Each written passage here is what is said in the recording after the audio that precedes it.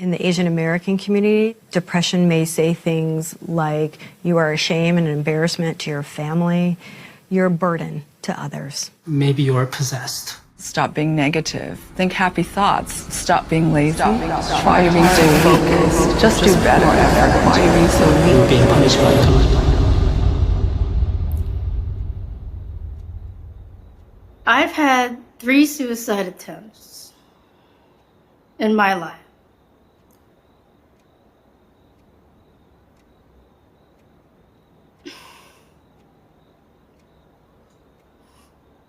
Why? I don't know why.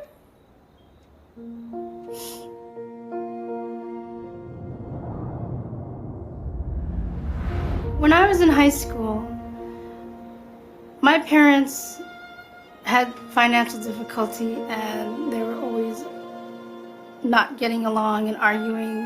I would go to school and not have anyone to talk to. I wouldn't talk about it because in my family we were taught to kind of keep things within the family and keep things private.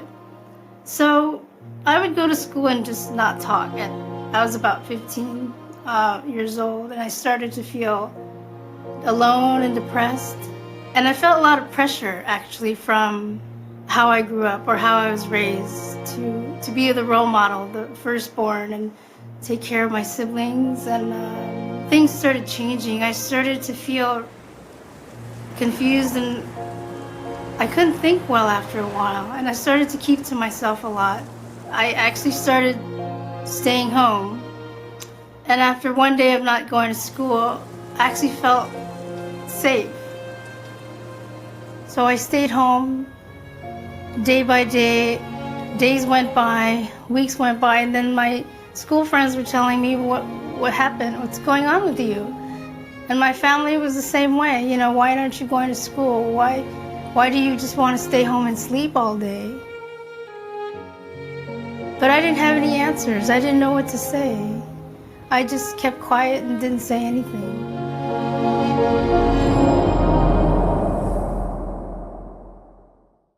I didn't say anything verbally, but deep down I wanted my mom's and my dad's attention. I wanted them to love me and to say, it's okay.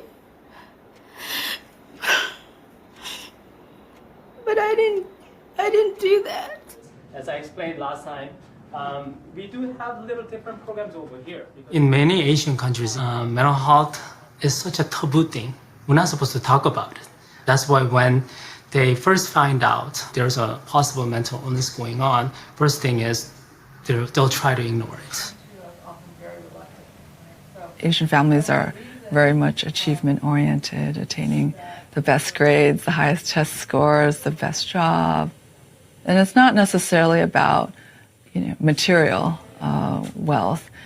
It is a sense of pride and achievement for the family. When one person is doing well, the entire family is doing well. And then, of course, on the flip side, if one person is struggling, that is very difficult to accept. Well, after my teenage years, I actually started my first real relationship when I was about 19 or 20. After that first relationship ended, I was devastated. So everything became too much for me, Everything inside just came out on its own after a while. So that's when one night when I was at home by myself, I had some medication. I had antidepressants that were prescribed to me from before. The thoughts of suicide crossed my mind. And I took the pills, the bottle of pills. And as far as I know, I just blacked out.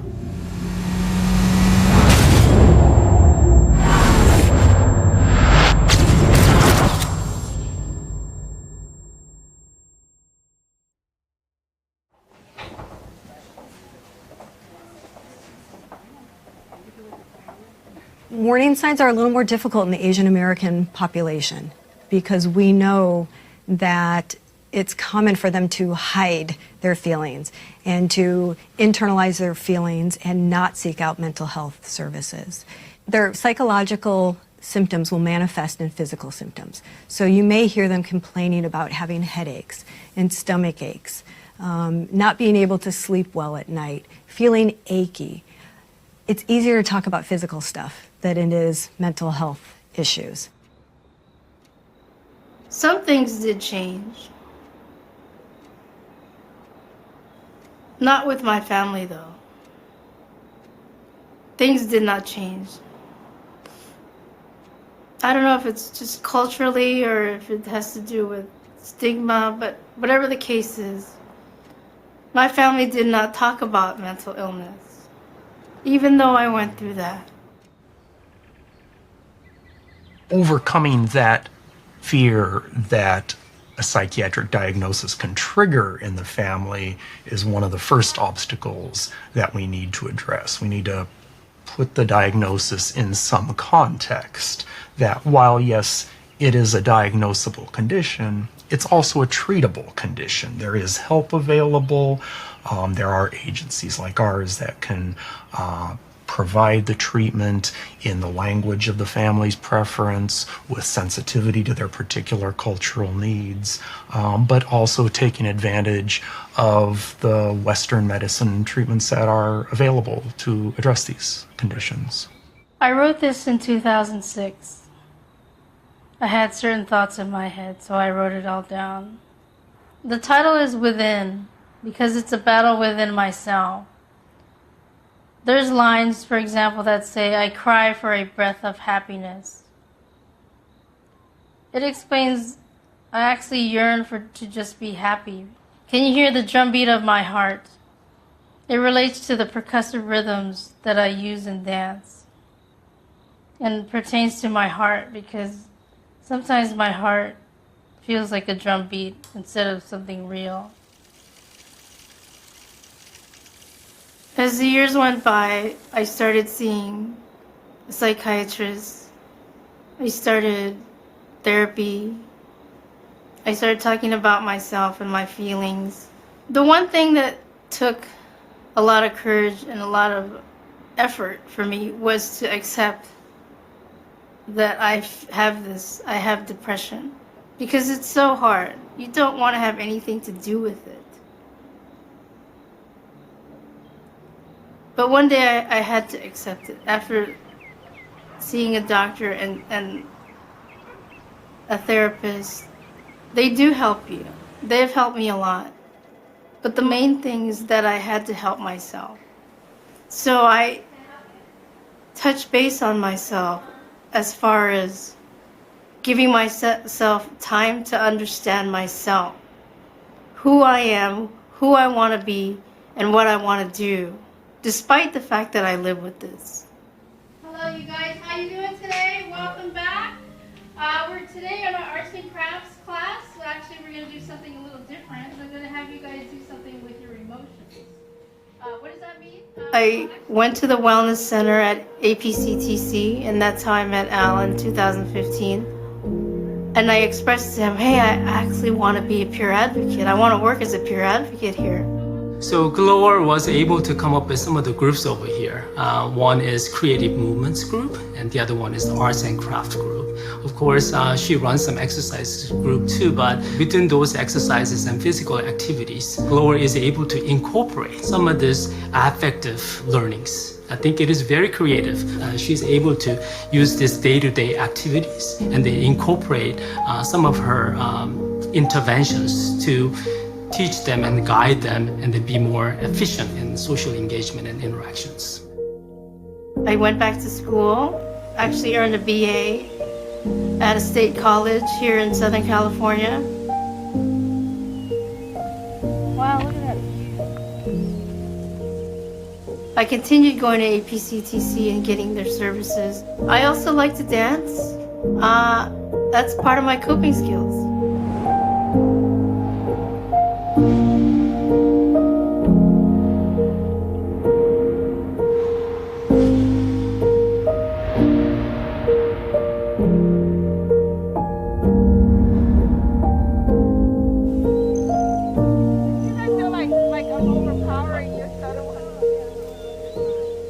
I do hang out with my friends, and I just like to be more artistic and creative about the way I live my life.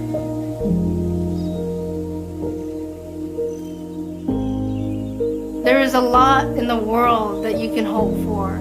There's a lot of hope. There's so much hope you're not even aware of. So whatever you do, don't give up. Never, never give up. Never, never give up.